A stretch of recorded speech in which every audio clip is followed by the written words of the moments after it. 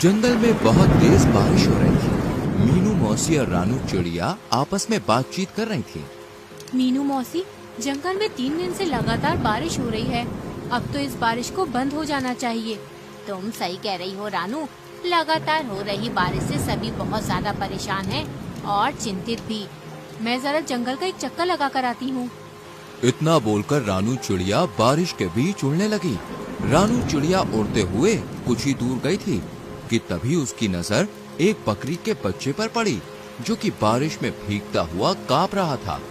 अरे ये बकरी का बच्चा तो ठंड में कांप रहा है। लगता है ये अपने घर का रास्ता भूल गया है। रानू चिड़िया ने इतना कहा ही था कि तभी रानू चिड़िया की नजर उस बकरी के बच्चे से थोड़ी दूर खड़े हुए एक पेड़ के पास एक भेड़िए पर पड़ी। ये भेड़िया तो हमारे जंगल का मालूम नहीं होता, ये तो किसी दूसरे जंगल का लगता है। रानू चिड़िया उड़ते हुए भेड़िए के पास पहुंच गई। कौन हो तुम? मैं अपने जंगल के सभी प्राणियों को जानती हूँ। तुम तो इस जंगल के नहीं लगते। तुम सही कह रही हो, मैं इस जंगल का नहीं हूँ। मैं इस जंगल से गुजर रहा था कि तभी बारिश शुरू हो गई। बारिश से बचने के लिए मैं इस जंगल में रुक गया। जब बारिश बंद हो जाएगी तो मैं चला जाऊंगा। ठीक है। इतना बोलकर रानू चिड़िया उस बकरी के बच्चे के पास जाकर बोली, तुम यहाँ पर क्या कर रहे हो? तुम्हारी माँ कहाँ है और तुम्हारा नाम क्या है? मेरा नाम गोलू है। मैं बारिश में खेल रहा था, मगर खेलते खेलते बहुत दूर निकल आया और घर का रास्ता भूल गया। इतना बोलकर गोलू रोने लगा। तुम चिंता मत करो, मैं तुम्हें तुम्हारे घर ले जाऊंगी।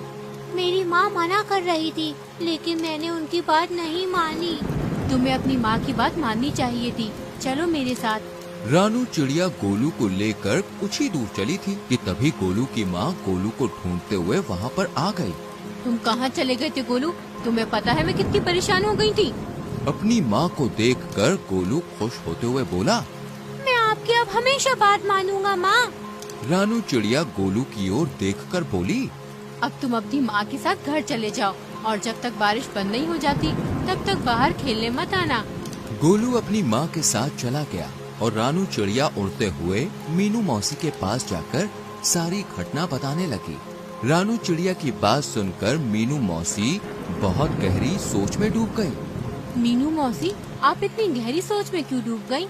कहीं वो भेड़िया उस मासूम बकरी के बच्चे को नुकसान पहुंचाने की तो नहीं सोच रहा था ना? अरे नहीं मीनू मौसी, वो भेड़िया तो खुद डरा सहमा पेड़ के नीचे खड़ा हुआ था। बारिश बंद होने के बाद वो चला जाएगा। अगले दिन बारिश थम गई। रानू चिड़िया धूप का आनंद ले रही थी कि तभी मोनू चिड़िया वहाँ पर आकर रानू चिड़िया से बोली, अरे रानू, तुम यहाँ आकर बैठ गई हो और वहाँ पर बेचारी एक बकरी फूट फूट कर रो रही है। कौन सी बकरी फूट फूट कर रो रही है? मुझे नहीं पता। वह बेचारी अपने बच्चे को ढूंढती फिर रही है। उसका कहना है कि उसका बच्चा कल रात से घर से लापता है। चलो मेरे साथ।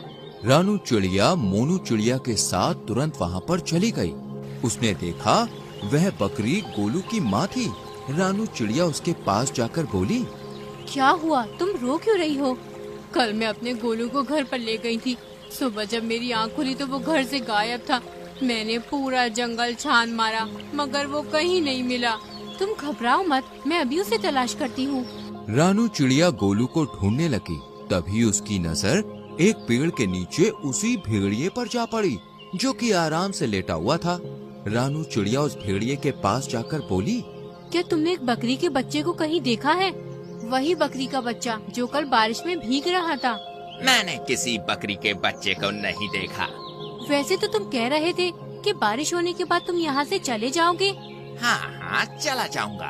तुम तो ऐसे बोल रही हो जैसे कि इस जंगल की राजा हो और यहाँ पर तुम्हारा ही अधिकार चलता है। अरे मेरी जब मर्जी होगी मैं यहाँ से चला जाऊंगा। रानू चिड़िया अपने मन ही मन में बोली, मुझे तो इस भेड़िए पर शक हो रहा है। मुझे जंगल के राजा शेर से इसकी शिकायत करनी होगी। रानू चिड़िया जंगल के राजा शेर के पास चली गई और सारी घटना बताती हुई बोली, मुझे उस भेड़िए पर शक हो रहा है। तभी शेर क्रोधित होकर रानू चिड़िया से बोला, इसका मतलब वो भेड़िया सही बोल रहा था। तुम हमेशा जंगल के प्राणियों के खिलाफ मेरे कान भरती रहती हो। ये आपको क्या हो गया महाराज? तभी रानू चिड़िया ने देखा वो भेड़िया गुफा के दूसरे हिस्से से निकलकर गोलू के साथ वहाँ पर आकर शेर के सामने खड़ा हो गया। रानू चिड़िया हैरत से इस दृश्य को देखने लगी। महाराज, जब मुझे पता चला कि ये बकरी का बच्चा कल से गायब है तो मैं जंगल में उसकी तलाश के लिए निकल गया, मगर मैं जानता था कि ये रानू चिड़िया मेरे खिलाफ आपके कान जरूर भरने आएगी, इसलिए मैंने आपको पहले ही सब कुछ बता दिया था। महाराज, इस रानू चिड़िया के कारण ही दूसरे जंगल का कोई भी प्राणी आपके जंगल में नहीं आता। शेर रानू चिड़िया की ओर देखकर बोला, और तुम कह रही थी कि इस भेड़िए ने बेचारी बकरी के बच्चे को मार डाला, मगर ये तुम्हारे आने से पहले ही इसे यहाँ सही सलामत ले आया। तुम्हें अब सजा मिलेगी, तुम्हें जेल में डाल दिया जाएगा। इतना बोलकर शेर ने अपने सिपाहियों को आदेश दे दिया और रानू चिड़िया को एक पिंजरे में बंद कर दिया। शेर भेड़िए की ओर देखकर बोला, तुम्हारी जब तक मर्जी हो तुम यहाँ पर रह सकते हो। भेड़िया खुश होकर वहाँ से चला गया। इधर मोनू चिड़िया इस सारे दृश्य को देख रही थी। वह तुरंत मीनू मौसी के पास पहुँच गई और सारी घटना बताते हुए बोली, कुछ कीजिए मीनू मौसी, जंगल के राजा शेर ने रानू चिड़िया को बंदी बना लिया है। मीनू मौसी गहरी सोच में डूबते हुए बोली, जब रानू चिड़िया ने मुझे बताया था कि वो भेड़िया एक पेड़ के नीचे खड़ा हुआ उस बकरी के बच्चे को देख रहा था, मुझे तभी कुछ न कुछ गड़बड़ लग रही थी। जो भी हो, लेकिन आप कुछ भी करके रानू चिड़िया को उस पिंजरे से बाहर निकालिए। चिंता मत करो मोनू, हम दोनों को अभी फिलहाल कुछ नहीं करना, हमें सिर्फ उस भेड़िए पर गहरी नजर रखनी होगी। पहले हमें पता चलना चाहिए कि उस भेड़िए के दिमाग में आखिर चल क्या रहा है, आखिर ये कौन सा मकसद लेकर इस जंगल में आया है। मीनू मौसी और मोनू चिड़िया उस दिन से उस भेड़िए पर नजर रखने लगी। वह भेड़िया दिन भर जंगल में घूमता और दूसरे जानवरों का मांस छीनकर खा लेता। जब भी कोई जानवर अपना मांस देने में आनाकानी करता तो वो धौंस दिखाते हुए खुद को जंगल के राजा शेर का दोस्त बताकर डरा देता उन्हें। एक दिन भेड़िया टहलते टहलते गोलू बकरी के घर के नजदीक चला गया। गोलू अपने घर के बाहर खेल रहा था। भेड़िया उसे अजीब सी नजरों से देखने लगा, मगर उसे नहीं पता था कि मीनू मौसी उस पर नजर रख रही है। मीनू मौसी तुरंत ही मोनू चिड़िया की ओर देखकर बोली, जाओ जल्दी से महाराज को बुला लाओ। लेकिन महाराज क्या मेरी बात सुनेंगे? तुम्हें कैसे भी करके महाराज को यहाँ पर लाना है। मुझे इस भेड़िए के इरादे सही नहीं लग रहे और महाराज का यहाँ आना बहुत जरूरी है। मीनू मौसी की बात सुनकर मोनू चिड़िया सीधे उड़ती हुई जंगल के राजा शेर के पास पहुँच गई। यहाँ पर क्यों आई हो मोनू? महाराज, आपको अभी और इसी वक्त मेरे साथ चलना होगा। मुझे अब चिड़ियों पर भरोसा नहीं रहा। सोच लीजिए महाराज, कहीं ऐसा ना हो कि आगे जाकर आपको अपने फैसले पर पछताना पड़े। लेकिन तुम मुझे कहाँ ले जाना चाहती हो?